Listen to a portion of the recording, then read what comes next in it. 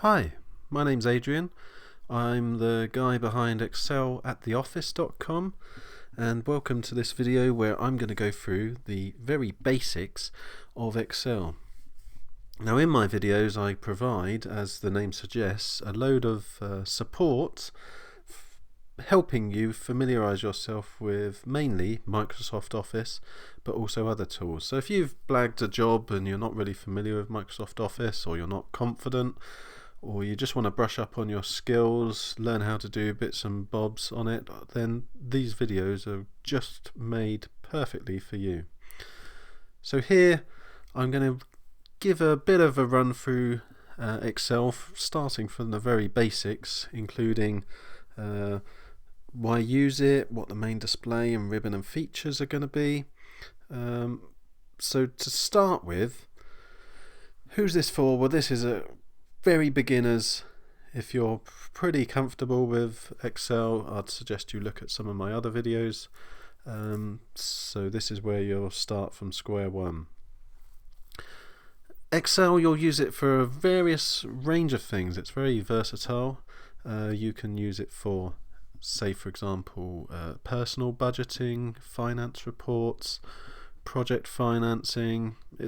But it's not just about money, anything numerical. You can summarize data, do data analysis, descriptive statistics, insert charts and tables for other reports, or also even just do something very visual like a flow chart or something like that. So it is very versatile, and I'm going to it might be quite confusing when you first look at it because it's different from other software. What I'm presenting to you now is Excel on my Mac, Excel for Mac, but you may be using Excel for Windows. You'll still find value in this because it's pretty much the same across both platforms. The ribbon's the same, the functionality is the same, the formulas are the same, and so on. So let's get to the main video then.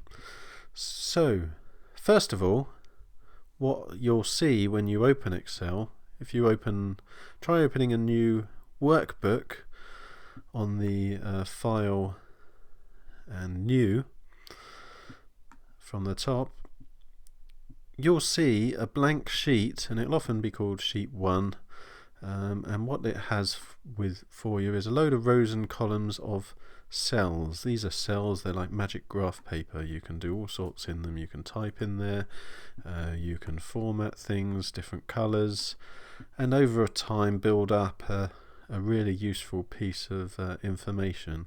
I'm just going to undo that. These buttons are helpful up here, so let's start from the top. I've got the quick links up here, which you can edit for yourself as well. What's shown, I tend to just have save button, save as, undo, which is going to be your best friend because we all make mistakes, and redo.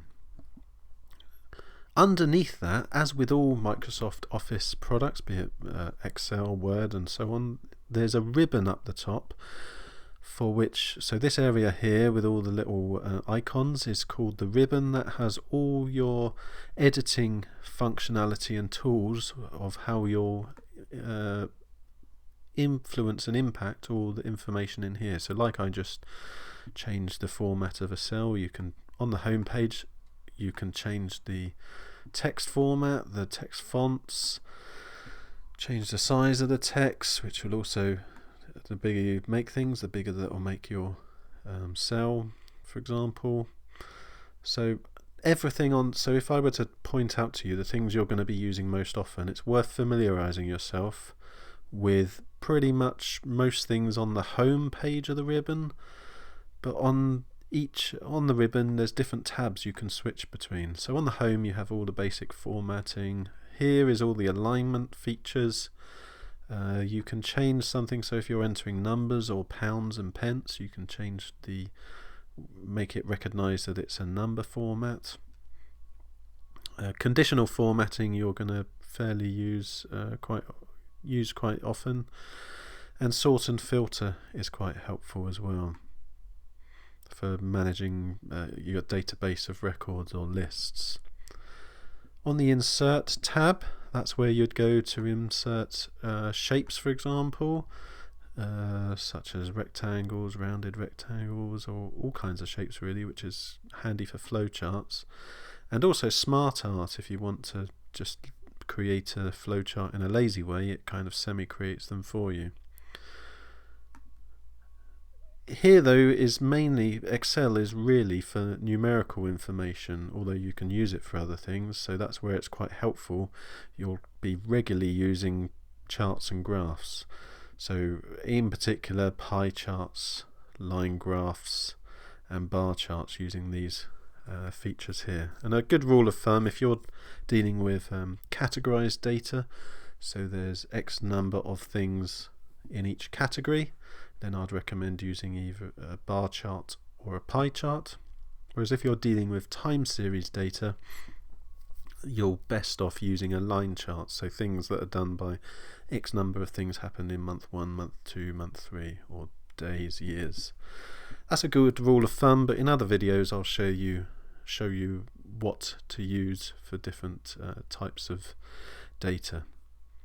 So that's the main thing that you'll use on insert. I rarely ever use draw. I don't really see the point of it, so you can happily skip past that and reduce the learning curve.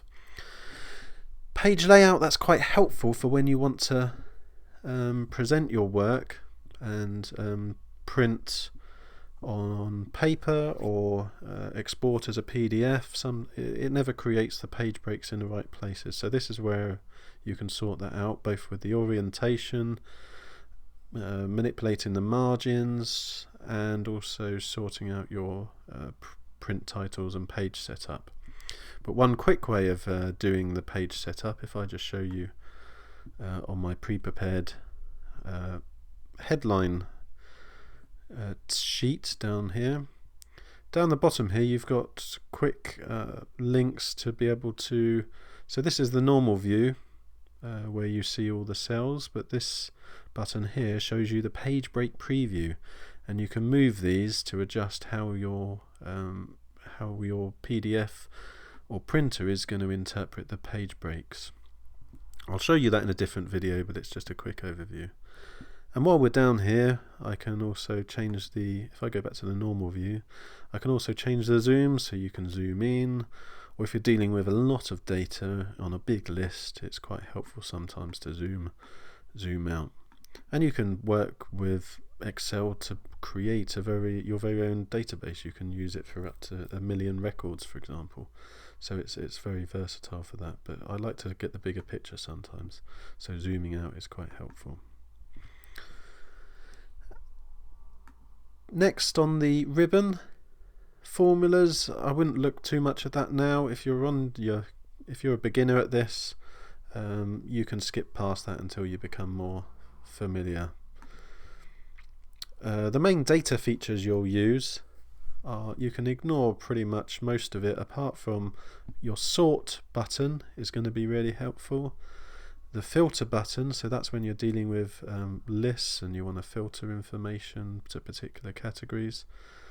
And then on review, the main thing you'll use on review, potentially as you get a bit more familiar with it, is the protecting worksheets and workbooks, and basically that enables you to protect it against anyone else breaking it if you're sharing the files, for example.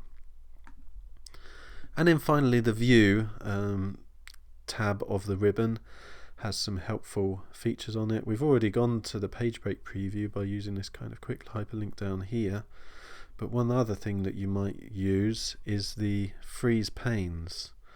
So what I find quite helpful sometimes, if you're scrolling down you lose everything at the top, so if you select a row and click the freeze panes button, you can then scroll down and keep, for example, your title row if you're dealing with a lot of data.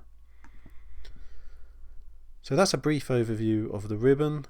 I'd also recommend on the file menu, rather than just new, which gives you that blank spreadsheet, you can use new from template, and Microsoft provide a great deal of helpful ready-made templates if you don't want to dive in and create your own just yet.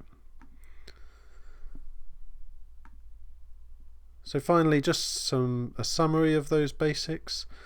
In terms of what you're working with in Excel, when you create a new Excel workbook, that's basically the entire file you're working with, and you use each sheet as a different theme of information, or page if you want it to keep one page per sheet for when it comes to your PDF and such. Cells are like magic graph paper that you can use to type things in, but also format, whether it's numbers, numerical information. You can change a lot of things with cells, and you can even resize them and so on. And then you can change things using your rows and columns are your cell references as well.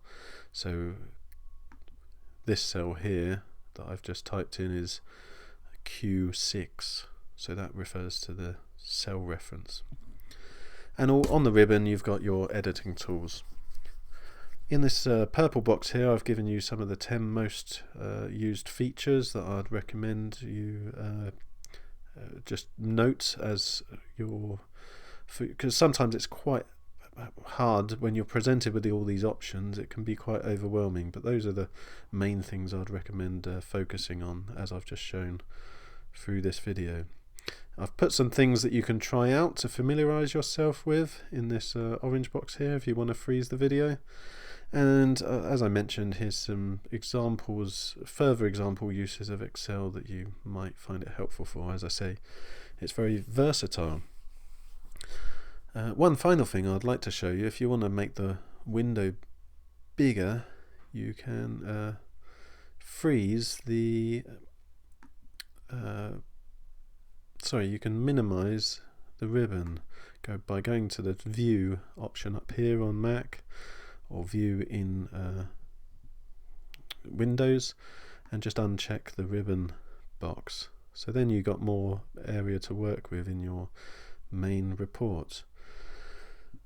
I have the save button here because I recommend saving regularly along the way. That's a handy tip you'll find helpful throughout your Excel ventures, so I recommend doing that. But hey, that's a bit of an overview. I hope you found it helpful. By all means comment below if you want to see any other reports created. If you want to save yourself weeks of effort, you can by all means get me to produce something for you. I've done many things for clients before, something creative, something that looks attractive. Always happy to help on that front, and I'll see you next time.